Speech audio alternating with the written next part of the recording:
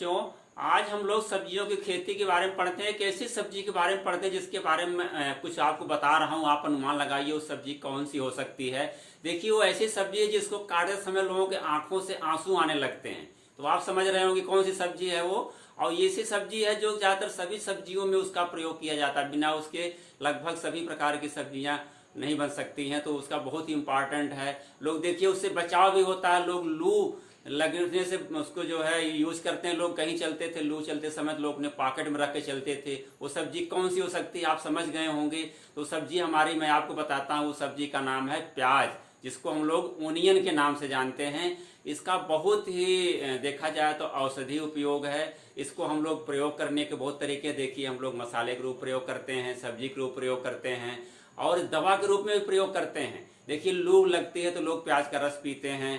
तमाम दर्द होता, कान कहीं चोट लग जाती है तो लोग प्याज और हल्दी मिला करके पीस करके उस पर गर्म करके बांध देते हैं, उससे दर्द में भी आराम मिलता है। और देखिए, प्याज और लहसुन में ऐसे गुण हैं जो प्याज को कहते हैं हमारे ब्लड को डाइल्यूट करती है। जो क्लॉटिंग होती है, हार्ट अटैक पड़ता है लोगों को, नसों में जो है फैट जो कोलेस्ट्रॉल जमा हो जाता है, तो खून को भी ये डाइल्यूट करती है, जिससे कभी हार्ट अटैक की समस्या नहीं होती है लोगों को। तो ये आज प्याज के बारे में हम लोग पढ़ते हैं। और इसमें जानते हैं कि विशेष प्रकार की गंध पाई जाती है, जिसके कारण चरपराहट भी होती है, गंध आती है। वो सल्फर कंपाउंड होता है। तो वो सल्फर कंपाउंड कौन सा है? वो होता है एलाइल प्रोपाइल डाइसल्फाइड। वो है एलाइल प्रोपाइल डाइसल्फाइड। ये इसकी वजह से सल्फर कंपाउंड होता है। इसकी वजह से हमारी जो होती है प्याज में चरपराहट और गंध आती है, इसकी विशेष पहचान होती है, इसी वजह से होता है। इसमें कुछ मिथाइल की मात्रा ही पाई जाती है, लेकिन मेन कंपाउंड हमारा यही होता है। पानी के तो बहुत कुछ न्यूट्रिएंट पाए जाते हैं इसमें। देखा जाए तो अगर न्यूट्रिटिव पॉइंट आप देखा जाए तो इसमें तमाम प्रकार के फास्फोरस, कैल्शियम, मैग्नीशियम सब तत्व पाए जाते हैं। और करीब 1.2% इसमें प्रोटीन भी पाई जाती है। तो इस प्रकार के हमारे इसके बहुत ही गुणकारी हमारी प्याज है। तो इसके बारे में देखिए, इसके प्याज का जो हम लोग इसका वैज्ञानिक नाम पहले पढ़ते हैं। इसकी अगर खेती शुरू करना है तो हमें पहले प्याज या ओनियन, प्याज को हम लोग क्या कहते हैं? ओनियन। ओनियन मीन्स प्याज होता है। इसका जो वैज्ञानिक नाम है, बोटेनिकल नेम, बियन मतलब बोटेनिकल नेम, वानस्पतिक नेम क्या है इसका है? देखिए, एलियम सेपा। एलियम सेपा ये हो गई। और इसकी जो फैमिली होती है, इसको कुल के नाम जानते हैं। फैमिली है एलियेसी। एलियेसी। देखिए, कुछ लोग अमेरिडेसी, लिलियेसी लिखा होता है, लेकिन हमारी इसमें जो होती है बल्ब क्रॉप मानी जाती है। जानते हैं ये हमारी प्याज क्या है? एक प्रकार का अंडरग्राउंड स्टेम होता माना जाता है। ये हमारा वैज्ञानिक नाम हो गया। अगर देखिए तो प्याज क्या है? ये हमारा एक भूमिगत तना, जैसे हमारे देखिए आलू होती है वो भूमिगत तना होती है, उसी प्रकार प्याज भी हमारा भूमिगत तना है। और इसमें जो होता है, इसका जो तना होता है वो एक बल्ब कहा जाता है। तो इसको बल्ब इसमें मुख्य रूप से हमारे आते हैं। प्याज है, लहसुन है, एक लीक होती है और एक सैलाड भी होता है। इसको जो इस ग्रुप में आते हैं बल्ब क्रॉप में। तो ये हमारी प्याज हो गई, इसकी वैज्ञानिक नाम हो गया। अब देखिए, इसके जो अभी तो हम लोग पढ़ लिए, इसमें जो गंध आती है लाल प्रोपाइल डाइसल्फाइड कारण आती है। देखिए, जो प्याज के ऊपर जो बैगनी रंग का जो कलर होता है उससे किसी कारण ये भी कहीं पूछा जाता है कंपटीशनों में, आप परीक्षाओं में भी, वो क्यों होता है? जो रेड कलर होती है इसका, रेड कलर, रेड कलर होता है एंथोसाइनिन के कारण। एंथोसाइनिन ये होता है। एंथोसाइनिन कारण जो होता है प्याज का लाल रंग होता है। और देखिए, कुछ प्याज का रंग पीले रंग का भी होता है। वो क्या है? जो येलो कलर की होती हैं। येलो होता है क्वेरसेटीन। क्वेरसेटीन, क्वेरसेटीन के कारण जो होता है पीला रंग होता है। और जो प्याज लाल होती है हमारी एंथोसाइनिन के कारण होती है। ये हमारी हो गया। आगे देखिए, इसका अगर मूल स्थान हम लोग देखें तो मूल स्थान इसका मुख्य रूप से ये आपका जो है नॉर्थ वेस्ट भाग है। ये पहले जो सोवियत हुआ करता, जिसको हम लोग USSR के नाम से जानते थे, अब वो टूट चुका है, करीब 15 राज्यों में बढ़ चुका है। तो वहां पर जो हमारे इसका जो अभी तक वैज्ञानिक लोग खोज पाए हैं, तो उसको कहते हैं उज्बेकिस्तान, तुर्कमेनिस्तान और रसा, जो हमारा क्षेत्र है अफगानिस्तान, ये सब क्षेत्रों के लिए कहते हैं कि इसका मूल स्थान वहीं पर है। जबकि प्याज जो है देखा जाए तो 5,000 वर्ष पहले से प्याज की खेती हो गई, ये सिद्ध हो चुका है, बहुत पहले से किया है, लेकिन इसका मूल स्थान उसी क्षेत्रों में माना जाता है। तो एक्यूरेट कोई स्थान इसका नहीं अभी तक डिसाइड हो पाया है। तो इन्हीं सब क्षेत्रों में जो हमारे बल्ब क्रॉप की जो तमाम प्रकार की प्रजातियां, जीनस और उसकी प्रजातियां वहाँ पर पाई गई थी, जो उसमें मुख्य रूप से हमारी सब्जियां उगाई जा रही हैं, वो हमारी ओनियन है और गार्लिक या लहसुन जिसको कहते हैं। तो हमारी हो गई। इसके देखिए तो अगर भारत देखिए तो इसका जो सबसे बड़ा क्षेत्रफल कहाँ हमारे यहाँ है, हमारे सबसे अधिक क्षेत्रफल देखा है तो महाराष्ट्र में नंबर 1 पर है। फर्स्ट नंबर पर महाराष्ट्र है, महाराष्ट्र में सबसे नंबर है। तो यहाँ करीब 23% जो होता है इसका एरिया है, और इसका जो उत्पादन है पूरे भारत में देखा जाए तो 27% जो होता है प्रोडक्शन महाराष्ट्र में ही है। इसके अलावा देखिए भारत में हमारे कर्नाटक में, आंध्र प्रदेश में, गुजरात में, उत्तर प्रदेश, बिहार में ये सब प्याज के मुख्य जो है उत्पादक हमारे राज्य हैं। और महाराष्ट्र में देखिए तो वहाँ पर एक प्याज का हमारा जो होता है ओनियन रिसर्च सेंटर बना हुआ है जो नासिक में, वो ऐसे प्याज पर तमाम वहाँ से वैरायटियाँ निकाली गई हैं, इस पर वर्क होता है। तो महाराष्ट्र नंबर 1 पर हमारे प्याज के उत्पादन में है। अगर देखा जाए तो भारत हमारा जो होता है विश्व में सबसे अधिक उत्पादन तो नंबर 1 पर जो प्याज का होता है तो वो चाइना है। सेकेंड नंबर पर भारत आता है प्याज के उत्पादन में। फर्स्ट नंबर पर देखा जाए प्रोडक्शन में है तो चाइना, चीन इसे कहते हैं, और सेकेंड पर है इंडिया। लेकिन अगर इसको देखा जाए जो हम इसका प्याज का एक्सपोर्ट भी बहुत होता है विदेशों में, तमाम निर्यात किए जाते हैं हमारे प्याज, इससे भारत को बहुत अधिक विदेशी मुद्रा भी प्राप्त होती है। तो निर्यात में देखा जाए तो भारत का तीसरा स्थान है। और निर्यात में जो नंबर 1 पर है, निर्यात में देखिए नंबर 1 पर नीदरलैंड है, नीदरलैंड, और नंबर 1 पर, नंबर 2 पर स्पेन है, और नंबर 3 पर भारत आता है निर्यात मामले में। लेकिन उत्पादन के मामले में भारत दूसरे नंबर पर, और चीन जो होता है पहले स्थान पर है। अब देखिए इसकी जलवायु हो गई, जलवायु कैसी होगी ये जानते हैं कि प्याज हमारी कब उगाई जाती है। मुख्य रूप से भारत में हमारी जो होती रबी की जो फसल होती सबसे अधिक उगाई जाती है, लेकिन इसको खरीफ में भी उगाया जाने लगा है। महाराष्ट्र वगैरह में खरीफ में भी इसकी फसल उगाई जाती है, लेकिन अपने प्लेन में भी उत्तर प्रदेश में भी इसी तकनीक आ गई है। IRI ने रिकमेंड किया है एक ऐसी तकनीक कि हम लोग खरीफ में भी यहाँ भी इसकी प्याज की उत्पादन ले सकते हैं। अब इसमें देखिए अगर जलवायु हम लोग देखें तो ये क्या होती है, कूल क्लाइमेट की है, कूल क्लाइमेट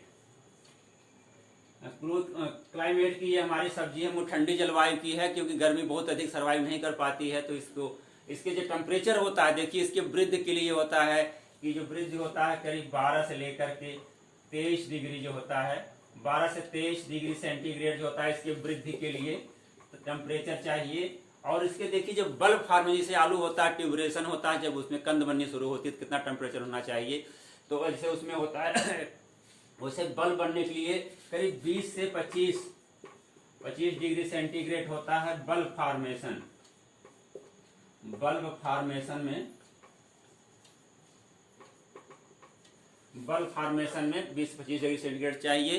तो इस प्रकार के देखिए तो ये जलवायु होती है, ठंडी जलवायु की है, और वहाँ पर ये अच्छा उत्पादन देती है। इसको करने के लिए हम लोग खरीफ में उगाते हैं, लेकिन देखिए जब इसमें ट्यूबरेशन होता है, बल्ब बनता है, बल्ब फार्मेशन होता है, तो उस समय टेम्परेचर थोड़ा सा लिखना चाहिए 20 से 25 डिग्री सेंटीग्रेड, तब हमारी जो प्याज का उत्पादन अच्छा होता है।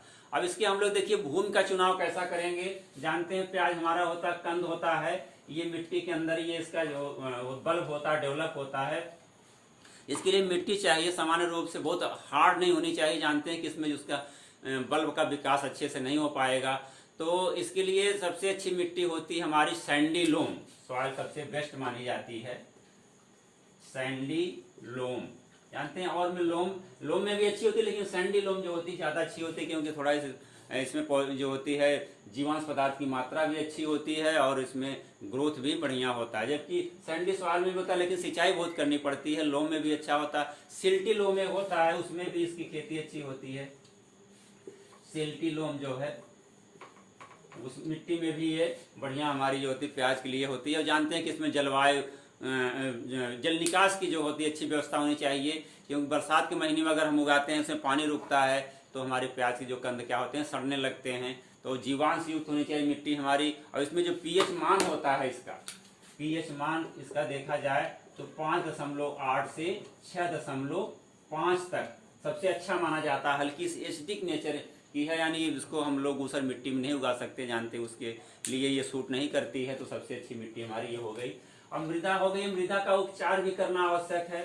जानते हैं कि इसमें हमारी प्याज में डैम्पिंग ऑफ, पर्पल ब्लाच है, स्टेम फिलियम है, ये बीमारियां लगती हैं कई, और बेस राट है, कई प्रकार की बीमारियां भी लगती हैं। तो उससे बचाव के लिए जानते हैं हम लोग इस थोड़ा बायोलॉजिकल ट्रीटमेंट कर लेते हैं सॉइल का। तो उसमें बता चुके हैं आपको, जो हमारे फफूंदी आए हुए फंगस हैं ट्राइकोडर्मा विरिडी से हम लोग क्या करते हैं, भून को उपचारित कर लेते हैं, जिससे हमारी जो होते हैं तमाम प्रकार के जो मिट्टी जनित जो फफूंदियाँ हैं वो सब नष्ट हो जाती हैं और हमें तमाम बीमारियों से इससे निजात मिल जाती है। तो हम भूमि उपचार कर लिए। उपचार कर खेत की तैयारी करते हैं। खेत तैयारी करने के लिए जानते हैं कि जुताई होता है मिट्टी, क्योंकि ये बहुत गहराई पर इसकी जड़ें नहीं जाती हैं, ऊपर ही होती हैं, तो बहुत गहरी जुताई की आवश्यकता नहीं होती है। लेकिन फिर भी हम लोग खेत को थोड़ा भुरभुरा बनाने के लिए एक बार मिट्टी पलटने वाले हल्स कर लेते हैं, फिर 3-4 बार कल्टीवेटर से अच्छे से खेत को भुरभुरा कर लेते हैं। अब जानते हैं इसके हम लोग बोते कैसे हैं। इसके लिए डायरेक्ट सीड तो नहीं बोया जाता। इसके लिए सबसे बढ़िया जो उत्पादन लेने के लिए है, हम लोग इसकी नर्सरी डालते हैं, पौध तैयार करके तब हम लोग इसकी रोपाई करते हैं। तो उत्पादन बहुत अच्छा होता है प्याज का। जब कहीं कहीं अगर हम खेत में इसको सीड भी डायरेक्ट हम लोग ब्रॉडकास्ट करके पैदा कर जो है बो सकते हैं, लेकिन वो अच्छा नहीं होता है। तो इसकी नर्सरी तैयार करते हैं। तो इसकी नर्सरी कैसे तैयार करेंगे, ये देखिए। नर्सरी तैयार करने के लिए सबसे बढ़िया तरीका होता है कि इसके लिए करीब बीज की मात्रा जो होगी कितनी होगी, 8 से 10 किलोग्राम। हमको 1 हेक्टेयर रोपाई करना है, तो उसके लिए हमको 8 से 10 किलोग्राम बीज की आवश्यकता होती है। और हमें डायरेक्ट अगर खेत में बोना है, बीज की मात्रा देखा जाए, ये हो गया। अगर डायरेक्ट हम लोग खेत में बोएं सीधी बुआई के लिए, सीधी बुआई के लिए अगर हम लोग देखें, इसके लिए 22 से 25 किलोग्राम, 25 केजी पर हेक्टेयर। ये डायरेक्ट सीड हम लोग इसको नर्सरी डालेंगे। लेकिन अगर हम सीधे खेत में छिड़काव उसमें करके मिट्टी मिलाते हैं, तो क्योंकि बीज बहुत कम जमते हैं, इसके बहुत छोटे बीज होते हैं, तो करीब 22 से 25 किलोग्राम बीज की आवश्यकता होती है। अब बीज हो गया। आप देखिए नर्सरी डालें कैसे। नर्सरी के लिए जानते हैं कि इसके लिए ये एक करीब 5% क्षेत्रफल इसके लिए आवश्यकता होती है, करीब 500 वर्ग मीटर क्षेत्रफल की आवश्यकता होती है। तो 5% नर्सरी, 5% मिट्टी, जितने हेक्टेयर को 5% क्षेत्रफल में हम लोग इसको कर सकते हैं। नर्सरी डालने के लिए तरीका सबसे बढ़िया है कि खेत को हम लोग अच्छे से खूब भुरभुरा बना लें, उसमें खूब गोबर की खाद मिला लें। खूब करने के बाद सामान्य मिट्टी से करीब 15 से 20 सेंटीमीटर जो होता है, 15 से 20 सेंटीमीटर सामान्य मिट्टी से ऊंचा होना चाहिए। इससे जानते हैं कि वहाँ पर पानी नहीं लगेगा, और ऊंचा रहने से पानी, अगर बरसात भी होती है तो पानी साइड से निकल करके जो हमारी इसे बनाते हैं सीड बेड बनाते हैं, ये हमारी सीड बेड हो गई। सीड बेड बनाएंगे, ये सीड बेड हो गई। बगल में हम लोग चैनल बनाते हैं। इसकी चौड़ाई हम लोग 60 सेंटीमीटर रखते हैं। जानते हैं सामान्य रूप से 1 मीटर चौड़ाई रखी जाती है। ये ट्रांस के लिए हम लोग सीड बेड जब बनाते हैं, तो यहाँ पर करीब 30 सेंटीमीटर, 30 से 40 सेंटीमीटर की नाली बना लेते हैं। तो इसको अच्छे से करके हम लोग गोबर की खाद के जो पतले भुरभुरा करके खूब इस पर मिट्टी मिला देते हैं ऊपर से। उसके बाद जब बीज होता है, अभी 8-10 किलोग्राम बीज बताया आपको लगता है, उस बीज को क्या करते हैं 5 से 7 सेंटीमीटर की दूरी पर, इसमें 5 से 7 सेंटीमीटर की दूरी पर ऐसे लाइन में इसकी बीज की बुआई कर देते हैं। करीब 1.5 से 2 सेंटीमीटर की गहराई पोते हैं। उसके बाद ऊपर से हल्का सा गोबर का जो होता है, गोबर मिट्टी मिली हुई, ऊपर से हल्का सा उससे ढक देते हैं। ढकने के बाद जानते हैं कि इसके बहुत नमी की आवश्यकता होती है, खेत में नमी होनी चाहिए। और उस नमी की सुरक्षा के लिए हम लोग क्या करते हैं, जो धान का पुआल होता है उसको, या घास होती है, उससे ढक देते हैं, जिससे टेम्परेचर मेंटेन रहता है, नमी मेंटेन रहती है। और इसको हजारे से हम लोग हल्का सा छिड़काव सिंचाई करते रहते हैं। जानते हैं कि जब तक ये जर्मिनेशन न हो जाए, जमाव न हो जाए, तब तक हम लोग हजारे से हल्की सिंचाई करते रहते हैं। जैसे बीज जमना शुरू होता है तो हम लोग जो पुआल या घास ऊपर से ढके हुए हैं उसको हटा लेंगे। जानते हैं प्याज की जो नर्सरी होती है सामान्य रूप से ये काफ़ी समय लेती है तैयार होने में। और इसका समय कब हम लोग डालते हैं, इसका बीज बोने का, नर्सरी डालने का समय क्या होता है, जानते हैं। ये नर्सरी हम लोग मुख्य रूप से जब 2 फसल लेते हैं तो जो खरीफ में डालते हैं, खरीफ में है, और दूसरी रबी में है। खरीफ में नर्सरी कब डालते हैं, इसकी नर्सरी डाली जाती है खरीफ वाली ये जून जुलाई में नर्सरी डालते हैं और इसकी जब रोपाई कब करते हैं, अगस्त में। रोपाई इसकी होती है अगस्त में।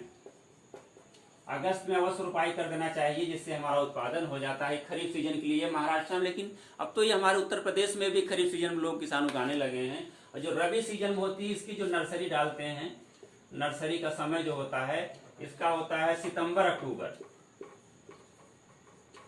सितंबर और अक्टूबर में हम लोग नर्सरी डालते हैं। अब इसकी कब रोपाई होती है, इसकी रोपाई देखा जाए तो ये दिसंबर मध्य दिसंबर मान लीजिए, दिसंबर और जनवरी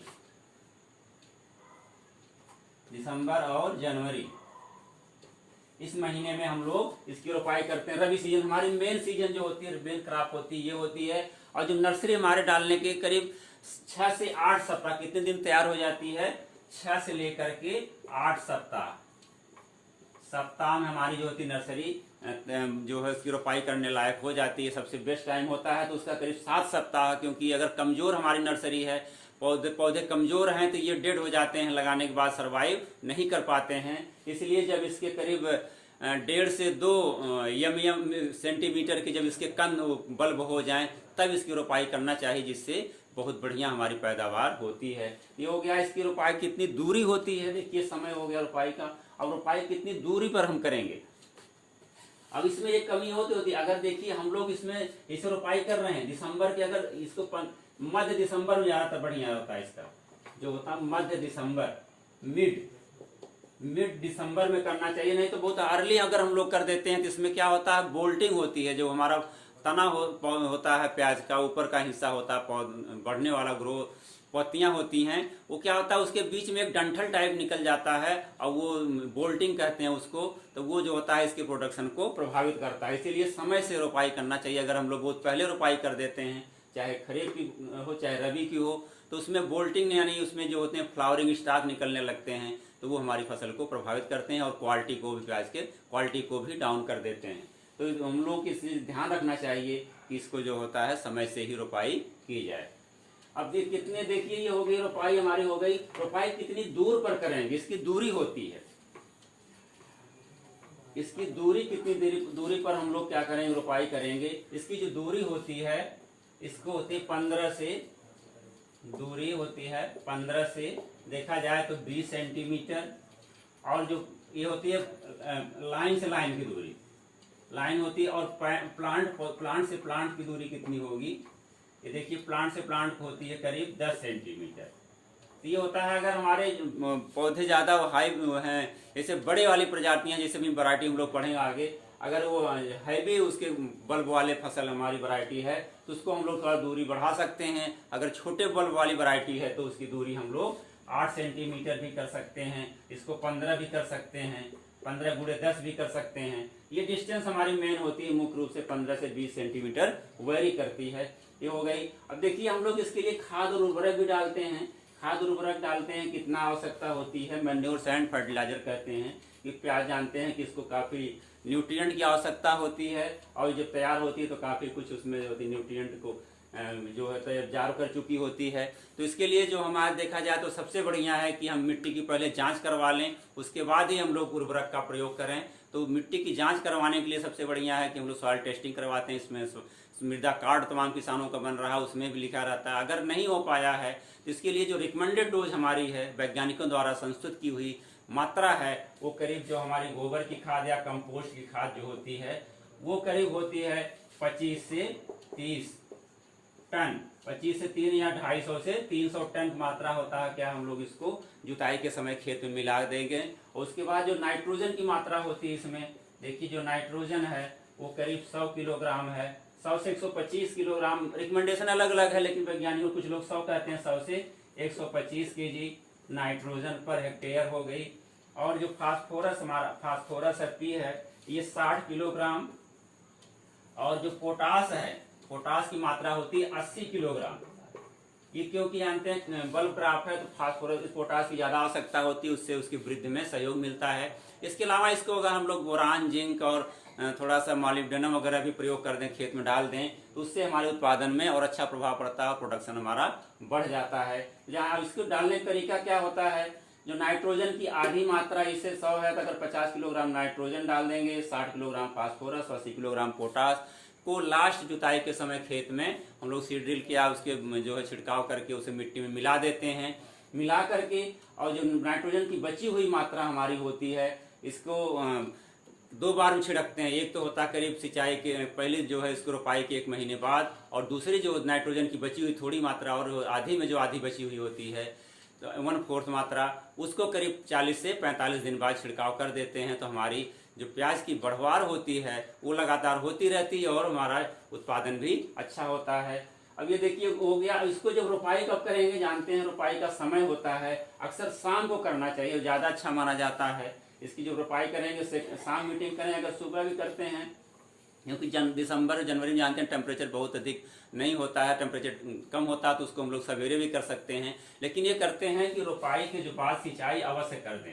रोपाई के बाद हल्की सी सिंचाई करना जरूरी होता है, जिससे हमारे जो उसके होते हैं बल्ब होते हैं वो मिट्टी पर चिपक जाते हैं और धीरे धीरे वो हमारे जड़ें पकड़ लेती हैं। और इसकी सिंचाई जल्दी जल्दी शुरू में जो जब तक कि हमारा पौधा नहीं लगता सिंचाई थोड़ी जल्दी करते हैं। उस समय हफ्ता में करीब 1 हफ्ता में सिंचाई करते रहते हैं। इससे टेम्परेचर बढ़ता रहता है तो सिंचाई की जो होती है मात्रा बढ़ती जाती है, संख्या उसकी बढ़ती जाती है। बार बार रिपीट करते रहते हैं आवश्यकता अनुसार सिंचाई को। अभी हमारे हो गई रोपाई हो चुकी है। अब देखिए इसमें जानते हैं कि खरपतवार भी बहुत होते हैं। खरपतवार उसमें प्याजों में तमाम होते हैं तो क्या करते हैं, जो न्यूट्रिएंट हमारा मिट्टी में दिया गया, जो हम लोग उर्वरक और कंपोस्ट खाद दिए हैं, उसके पोषक तत्वों की क्या ग्रहण कर लेते हैं, खींच लेते हैं खरपतवार और कंपटीशन करते हैं हमारी फसल से।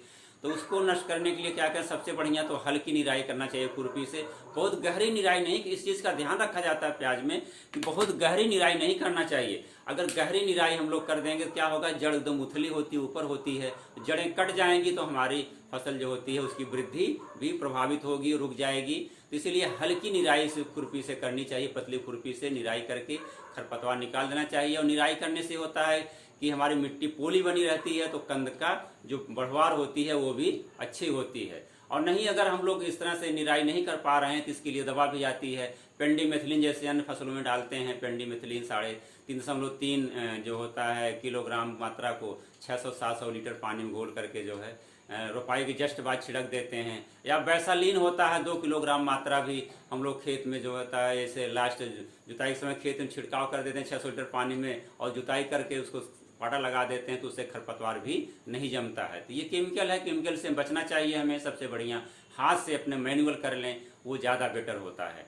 अब ये हो गए खरपतवार हैं, इसमें खरपतवार नियंत्रण होगा। सिंचाई जानते हैं, सिंचाई आवश्यकता है, पहले तो हम रोपाई के बाद सिंचाई तुरंत कर देंगे, फिर जैसे 5-6 दिन बाद उसमें नमी कम हो रही फिर सिंचाई कर देते हैं। लेकिन जब टेम्परेचर बढ़ता देखिए, जैसे फरवरी मार्च में मार्च तक आते आते काफ़ी टेम्परेचर बढ़ जाता है तो सिंचाई उसको 10 से 15 दिन पर करते रहने, यानी खेत में नमी बनी रहनी चाहिए। अगर खेत में नमी कम होगी तो हमारे जो कंदों की बढ़वार प्रभावित होती है। अब ये हमारे इसमें इसके अलावा देखिए प्याज में एक विशेषता और है कि इसकी प्रजातियां कौन कौन है। अभी हम लोग देखें खास प्रजातियां होती हैं प्याज की, वो कौन कौन सी प्रजातियां हैं। सबसे इम्पॉर्टेंट हमारी है प्याज की ये प्याज की प्रजातियां जो होती हैं, जानते हैं कि ये ज़्यादातर महाराष्ट्र में उगाई जाती हैं। तो वहाँ पर जो रिसर्च सेंटर है नासिक में, इसका ओनियन रिसर्च सेंटर नासिक में है, तो वहाँ से महाराष्ट्र से निकाली गई हैं। और हमारी IIHR बंगलोर से निकाली गई हैं, और कुछ हमारे यहाँ कानपुर से निकाली गई हैं। तो इस प्रकार वैरायटियाँ कई जगह से निकाली गई हैं। तो हम लोग वैरायटियों के बारे में जानते हैं, सबसे ज़्यादा निकाली गई हैं IARI पूसा जो हमारी दिल्ली में है, वहाँ से निकाली गई हैं। तो वहाँ से कौन कौन निकाली गई, देखिए पूसा से, IARI से, दिल्ली से कौन कौन वैरायटी निकालेगी। पूसा लाल है, ये लाल रंग की होती हैं। पहले तो हम लोग लाल रंग की पढ़ लेते हैं वैरायटियाँ। ये लाल रंग की, रेड कलर की जो होती हैं, देखिए कई होती लाल होती हैं, पीली भी होती हैं। तो ये पूसा लाल हो गई। पूसा रत्नार, ये देखिए पूसा रत्नार ये वैरायटी है। इसके अलावा देखिए पूसा व्हाइट। अभी हम लोग चलिए व्हाइट वाली आज बाद पढ़ लेते हैं। इसको पढ़ लेते हैं। अब देखिए इसके अलावा हमारी है पूसा माधवी, एक आ गई वैरायटी, सबसे बढ़िया नई रिसेंट वैरायटी है पूसा माधवी। ये रिसेंट वैरायटी है पूसा माधवी, ये हमारी वैरायटी हो गई। अभी हमारी यहाँ की हो गई। इसके अलावा देखिए अभी हम लोग पढ़ेंगे आगे सफेद कलर की, तो लाल कलर की हो गई। अब ये हो गई। इसके अलावा देखिए निफाद एक होती है, ये तो यहाँ की नहीं, निफाद अलग महाराष्ट्र की है, यहाँ की हो गई।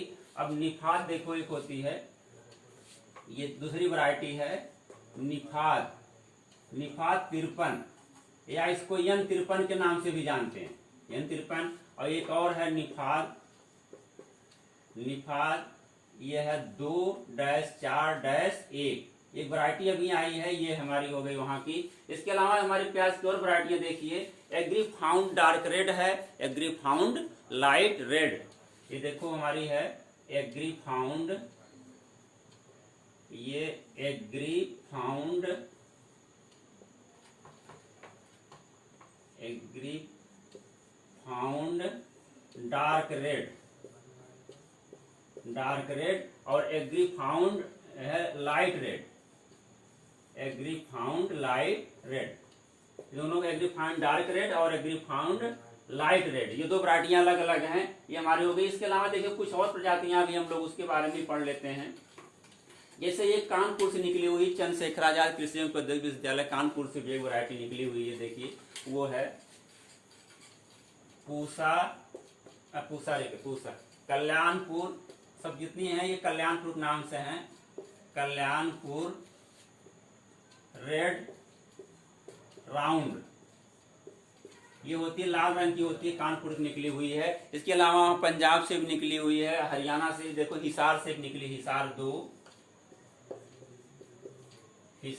2 प्रजाति वहाँ हिसार की है। इसके अलावा देखिए तमाम वैरायटियां निकली हुई यहाँ से, आपकी इधर से है IIHR बंगलौर में, जो इसका संस्थान है IIHR बंगलौर में, वहाँ से बहुत वैरायटियां निकली हुई, क्योंकि साउथ इंडिया में जो होती हैं बहुत ही, वहाँ भी पैदावार प्याज की बहुत ली जाती है। आंध्र प्रदेश है, कर्नाटक है, तमिलनाडु है, वहाँ भी प्याज की पैदावार अच्छी होती है। तो देखिए वहाँ जो IIHR है, IIHR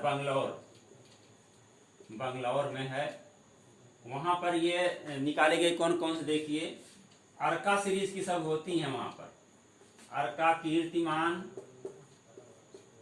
अर्का कीर्तिमान, अर्का पीतांबर, अर्का पीतांबर, और अर्का निकेतन, अर्का निकेतन है, अर्का प्रगति है, अर्का प्रगति है, अर्का लालिमा है,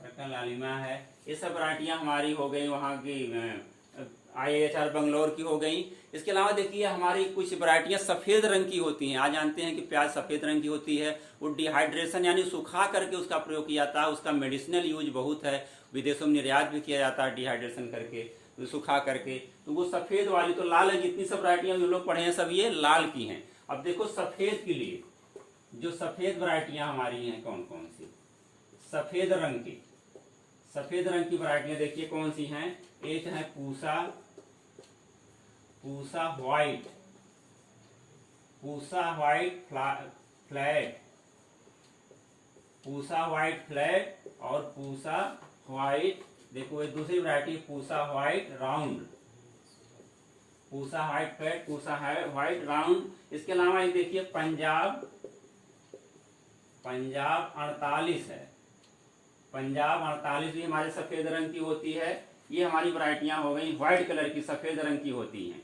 इसका जो होता है हम लोग यूज़ करते हैं, उस पर ज़्यादातर डिहाइड्रेशन प्रयोग करके इसको हम लोग विदेश भेजते हैं सुखा करके, तो ये हमारी सफ़ेद हो गई। कुछ पीले रंग की भी होती है, देखिए अब इसको हम लोग आगे देख लेते हैं। पीले रंग की वैरायटियां होती हैं हमारी, येलो कलर की भी होती हैं, उसमें हमारी है पीले रंग की, ये पीले रंग की जो वैरायटी हमारी है अर्ली ग्रेनो, ये अमेरिका की वैरायटी है अर्ली ग्रेनो। ये बहुत बड़े इसके जो होते हैं बल्ब होते हैं, काफ़ी बड़े होते हैं इसकी, जबकि स्टोरेज कैपेसिटी कम होती है।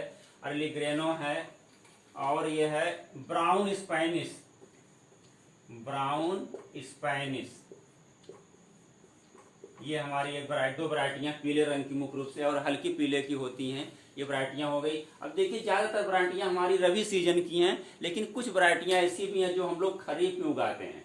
तो खरीफ वाली हमारी वैरायटियाँ कौन कौन सी हैं उसको हम लोग जान लेते हैं, जो खरीफ सीजन में उगाई जाती हैं। इसके अलावा लेकिन अभी देखो थोड़ी कुछ वैरायटियाँ और हैं। एक हमारी उदयपुर है, ये उदयपुर 101 और उदयपुर 103, ये भी हमारी लाल वाली है, रेड वाली उदयपुर सीरीज की आती हैं। ये राजस्थान से निकाली गई हैं वहाँ से, तो ये उदयपुर हैं। और देखिए आगे हमारे जो उदयपुर 102 सफ़ेद वाली, अभी हम लोग सफ़ेद वाली पढ़े थे। उदयपुर एक है, उदयपुर 102, ये क्या है, सफ़ेद रंग की है। जब हम लोग पढ़े थे पूसा जो है white flat, Pusa white round, और ये उदयपुर 102 और पंजाब 48, वैसे ये उदयपुर 102 हमारी सफ़ेद रंग की प्याज होती है। ये डिहाइड्रेशन के लिए प्रयोग की जाती है।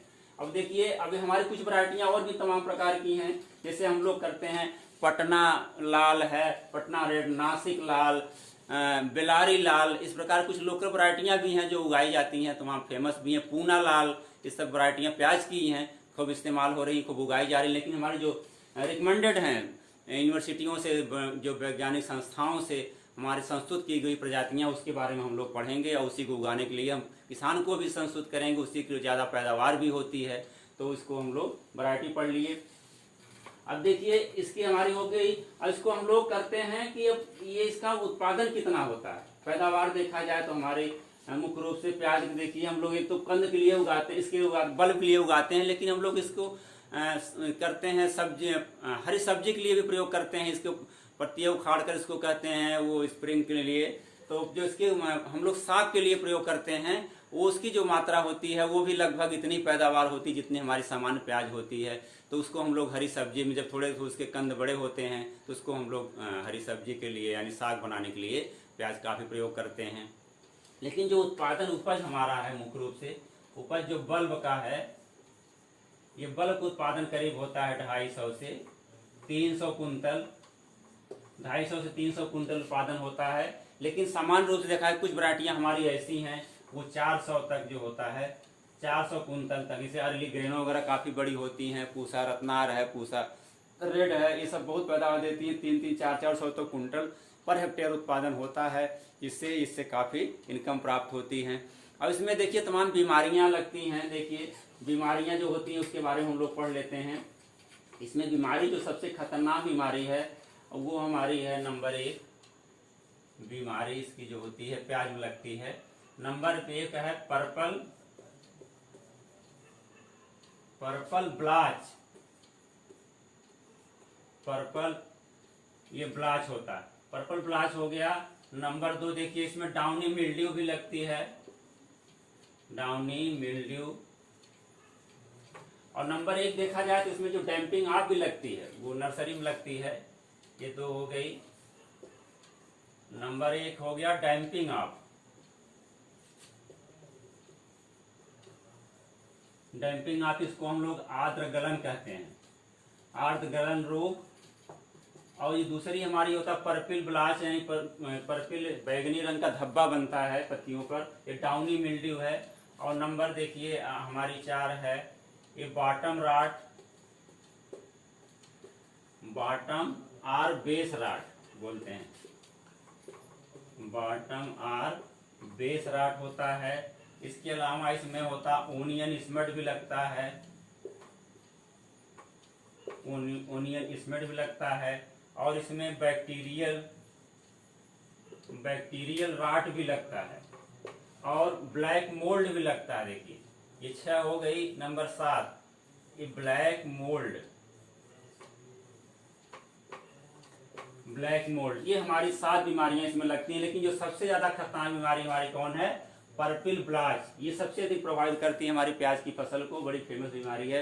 ये पूछा भी जाता है पर्पल ब्लाच बीमारी किस फसल में लगती है, तो ये हमारी प्याज की है। लेकिन डैम्पिंग आप जो लगती है, देखिए आर्द्र गलन होता है, इसमें क्या होता है इसके जो पिथियम और राजेक्टोनिया के जो फफूंदी होती है उसके स्पोर से मिट्टी में बने रहते हैं। और ये जब हमारे नर्सरी में डालते हैं हम लोग पौध, तो जैसे जर्मिनेट होता है जमीन के अंदर ही सड़ा देते हैं। अगर जर्मिनेट होकर ऊपर आया तो ऊपर की सतह पर जैसे आगे बढ़वार होती है उसकी मिट्टी के लेवल में उसका तना जो होता है सड़ करके गिर जाता है। जिसके उपचार के लिए हम लोग जानते हैं सबसे बढ़िया हम लोग वही करते हैं, भूमि उपचार कर लिए हैं तो ये बीमारी नहीं लगेगी। अगर उसके बाद हम लोग कुछ रसायनों का भी प्रयोग कर लेते हैं, अगर उससे ट्राइकोडर्मा विरिडिस नहीं कंट्रोल हो पाता है तो ब्रेसिकाल होता है हमारा, फॉर्मेल्डिहाइड होता है, उससे जो होता है हम लोग इस पर मिट्टी में खूब गहरे से उसकी कर देते हैं, उसमें छिड़काव कर देते हैं तो ये फफूंदी हमारी डैम्पिंग आप से निजात मिल जाती है। तो दूसरा होता है पर्पिल ब्लाच। पर्पिल ब्लाच जानते हैं जो हमारा पौधा होता है, प्याज हमारी है, इसकी जो पत्तियां होती हैं, ये पत्तियों पे क्या होता है कि ये पत्ती हमारी होती है, इस पर पहले हल्का सा सफेद रंग का देखो उस पर धब्बा लिए हुए निशान बनेगा। और जो वहां पर ये बीच में होता है, यहाँ बीच पर किनारे किनारे सफेद होता है और बीच में पर्पल कलर का यानी बैगनी रंग का जो होता है धब्बा चमकता है। धीरे धीरे क्या होता है पूरे पत्तियों पर फैल जाता है और पत्तियां हमारी क्या होती हैं धीरे धीरे एकदम नीचे से डाउन हो जाती हैं, ऊपर हल्का सा किनारा सूखा भी रहता है और सबसे अधिक प्रभावित करती है जिससे हमारी फसल होती है पीली होकर पत्तियां हमारी सब गिर जाती हैं, जिससे बढ़वार हमारी फसल की एकदम रुक जाती है। तो जो बल्ब का जो होता है फॉर्मेशन होता है वो भी प्रभावित होता है। तो सबसे खतरनाक बीमारी पर्पिल ब्लाच। इससे बचाव के लिए हम लोग क्या करते हैं, भूमि उपचार किए हैं तो कम चांस होते हैं, नहीं तो इसके लिए हम लोग वही डाइथेनियम 45 या जीनेब या मैंकोजेब का जो होता है 2 किलोग्राम जीनेब छिड़क सकते हैं। जीनेब या मैंकोजेब का छिड़काव कर देते हैं 600 से 700 लीटर पानी में घोल करके छिड़काव 10-15 दिन करते रहते हैं तो इस बीमारी से बचाव हो जाता है। तीसरी बीमारी डाउनी मिल्ड्यू, जानते हैं डाउनी मिल्ड्यू जो बीमारी होती है हमारी, ये क्या करती है, ये फफूंदी से भी फैलने वाली बीमारी है।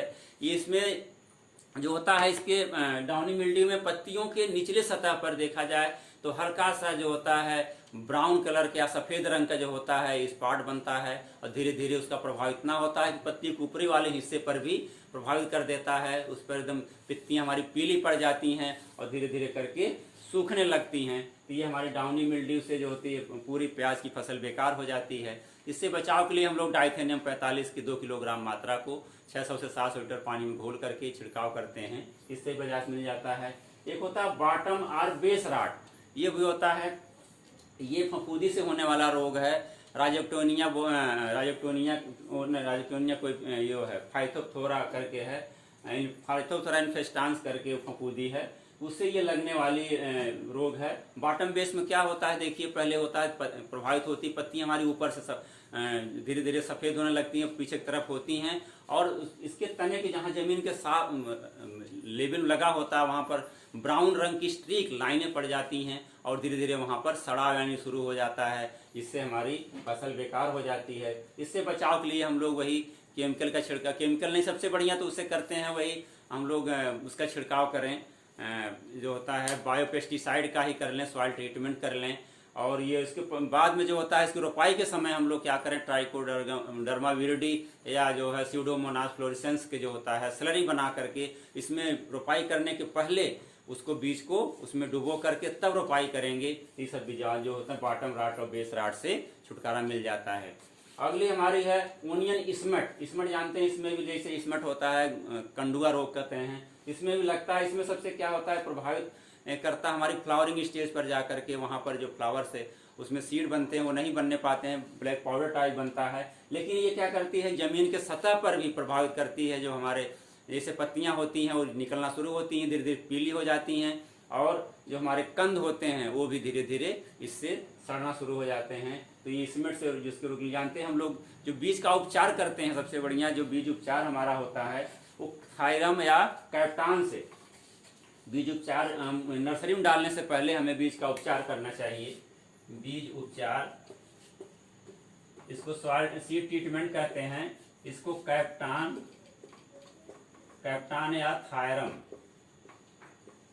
के ये होता है 3 ग्राम मात्रा पर केजी सीड के दर से उपचारित करना चाहिए। इससे क्या होता है कि जो हमारे फफूंदी वाले रोग हैं तमाम उससे भी बचाव हो जाता है। इसके अलावा होता है ट्राइकोडर्मा विरिडी या स्यूडोमोनास जो होता है, इससे अगर हम लोग बीज जो रोपाई से पहले उसके पौधे को उसमें स्लरी ट्रीटमेंट करके लगाते हैं, तब भी बीमारियों से हमको निजात मिल जाती है। एक बैक्टीरियल राट होता है, जानते हैं बैक्टीरियल राट कब? ये सबसे अधिक जब हम स्टोरेज में रखते हैं, इसको आलू को जब स्टोर करते हैं तो वहाँ पर क्या क्या, जैसे नमी जहाँ अधिक होती है, वेंटिलेशन सही नहीं है, टेम्परेचर अधिक है, तो वहाँ नमी होने की वजह से ये बैक्टीरिया हमारा इरविनिया बैक्टीरिया होता है, एक इरविनिया बैक्टीरिया जिसमें डेवलप कर जाता है और प्याज को सड़ा देता है। सड़ाने से क्या होता है, प्याज में बदबू आने लगती है, तो उसको हम लोग कभी इस्तेमाल नहीं कर पाते, इससे बहुत बड़ा नुकसान होता है। इससे बचने के लिए, बैक्टीरियल राट से बचने के लिए क्या करें कि इसके जो कोल्ड स्टोरेज में है 0 डिग्री सेंटीग्रेड पर रखें और वहाँ पर इसे सुरक्षित रहेगी। अगर घर पे स्टोर करते हैं तो उसको काफ़ी एयर जो स्थान होता है वहाँ पर इसे नमी न आने पावे, तो इससे बैक्टीरियल राट से हम लोग बचाव कर लेते हैं। एक होता है ब्लैक मोल्ड, यानी काला, इसे फफूंदी होती है। इसमें देखिए जो हम सामान्य रूप से प्याज प्रयोग करते हैं उसमें काले रंग का पाउडर देखते हैं। जैसे हम छिलाई करते हैं तो उसमें देखा जाए तो जो सल्क होता है, जो छिलका होता है, काले रंग का पाउडर उसके ऊपर आ जाता है। वो पाउडर जो होता है हल्का सा हाथ रगड़िए साफ भी हो जाता है छिलके पर, छिलके के नीचे, तो वही होता है ये ब्लैक मोल्ड होता है। ये क्यों होता है? जब हमारे उसमें प्याज जहाँ पर रखी जाती है उसमें अगर नमी है तो ये जो फफूंदी होते हैं, मोल्ड होते हैं, ये वहाँ पर डेवलप हो जाते हैं, जिससे हमारे प्याज की क्वालिटी को डाउन करते हैं। जबकि इसको धुलने से या साफ करने से ये साफ भी हो जाते हैं, बहुत हार्मफुल तो नहीं होते हैं, लेकिन ये हमारे प्याज की क्वालिटी को खराब कर देते हैं, जिससे हम लोग प्रयोग नहीं कर पाते। अब देखिए इसके अलावा हमारी जो प्याज के कुछ कीड़े भी लगते हैं। ये तो हो गए, बीमारियां हो गई। कीड़े मुख्य रूप से इसमें 2 लगते हैं। एक होता है थ्रिप्स होता है, ओनियन थ्रिप्स, जो प्याज में सबसे अधिक नुकसान करता है, और दूसरा होता है ओनियन मैगेट। 2 कीड़े इसमें जो फेमस हैं वो कीड़े लगते हैं। तो देखिए जो कीड़े हमारे हैं, थ्रिप्स है, थ्रिप्स ये जो होता है सबसे खतरनाक कीड़ा प्याज का होता है। ये क्या करता है तो पत्तियों का छोटा सा कीड़ा होता है, लेकिन पत्तियों क्या करता है ऊपर से जो होता है उसके छिलके को खा जाता है। खाने के बाद इसका जो होता है रस भी चूसता है। चूसने के बाद देखिए जो पूरे खेत में होता है हमारे, पत्तियां क्या होती हैं, ये सफेद रंग के, एकदम सब सफेद रंग की इसकी पत्तियां दिखाई देती हैं सफेद पूरा दिखाई देती हैं। तो ये पत्तियां जब व्हाइट कलर की हो जाती हैं, ये व्हाइट कलर की रहेंगी तो क्या होगा, पूरे खेत में सिल्वर सूट बोलते हैं इसको, सिल्वर सूट,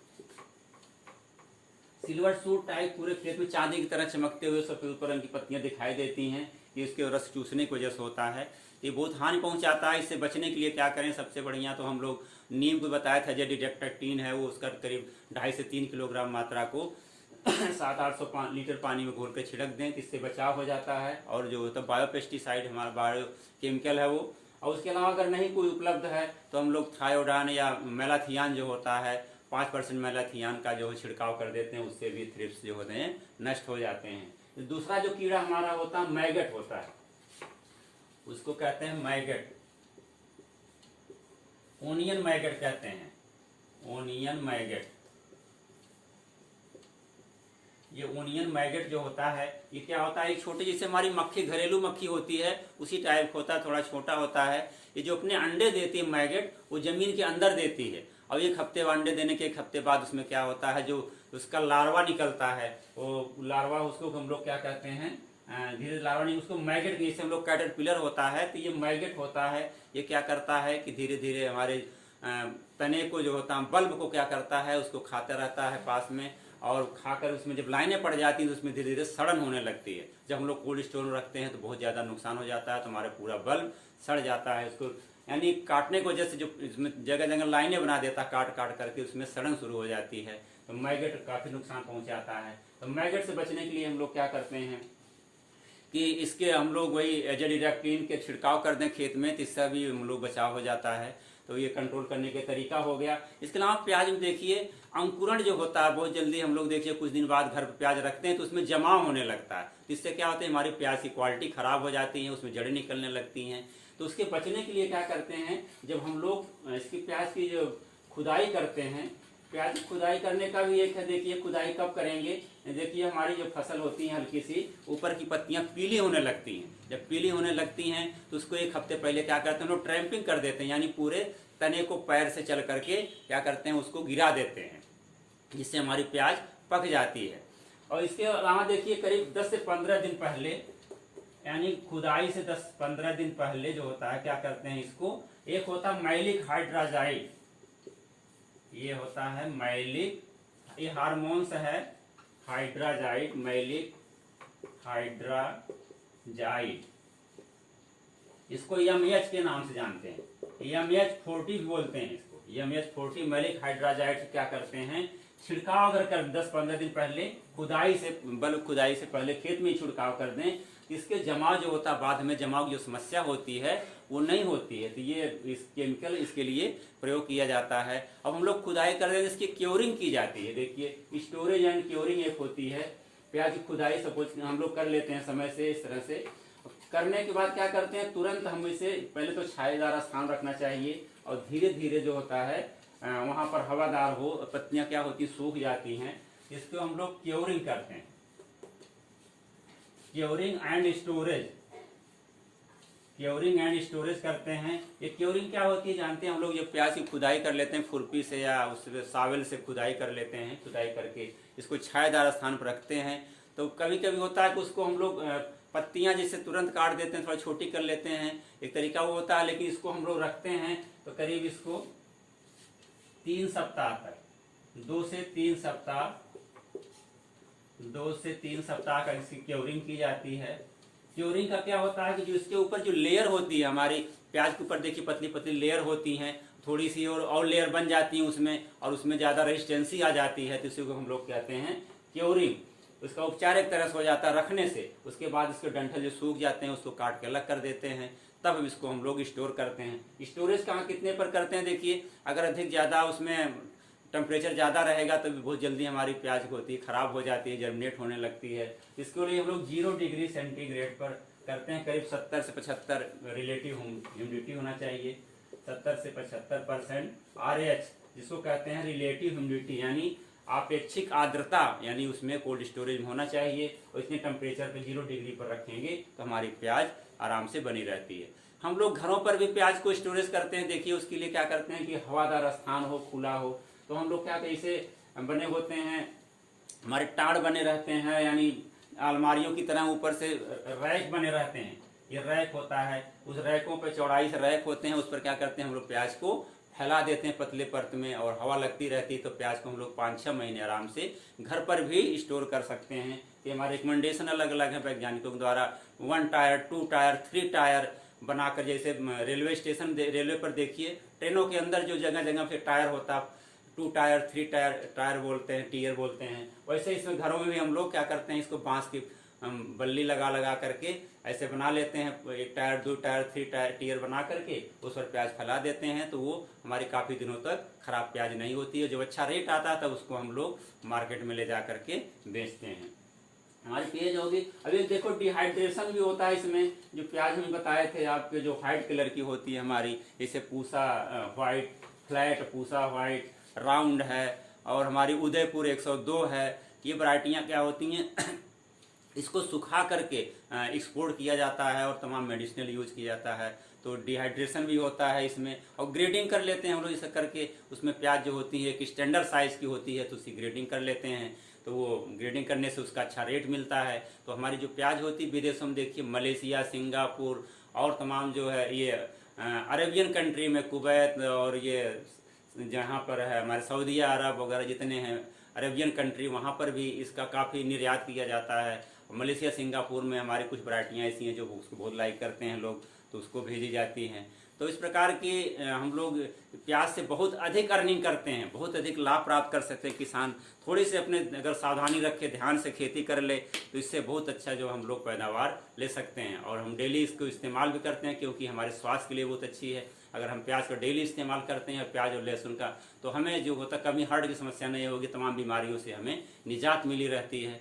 तो इसको हम लोग अगर खेती को अच्छे से करें, इसको कार्बनिक ढंग से, जैसे वैज्ञानिक तरीके से अगर हम खेती करते हैं, जो अच्छी प्रजातियां हमारी हैं उसको अगर हम लोग खेत में बोते हैं और समय सब क्रियाएं करते हैं, तो उत्पादन हमारा होता है बहुत ही अच्छा होता है। तो इससे उत्पादन अच्छा होगा तो क्या होगा, हमारी इनकम भी बढ़ेगी। इनकम बढ़ेगी तो क्या होगा, हमारा पूरा परिवार खुशहाल रहेगा, अपनी आवश्यकताओं की पूर्ति करता रहेगा। तो इस फसल को हम यही समाप्त करते हैं। और सब्जी की फसल जो हमारे कोर्स में थी आज यहीं पर समाप्त हो रही है। अगली बार हम अगले क्लास में मिलेंगे दूसरे सब्जेक्ट के साथ में। अभी इस क्लास को समाप्त करते हैं। धन्यवाद।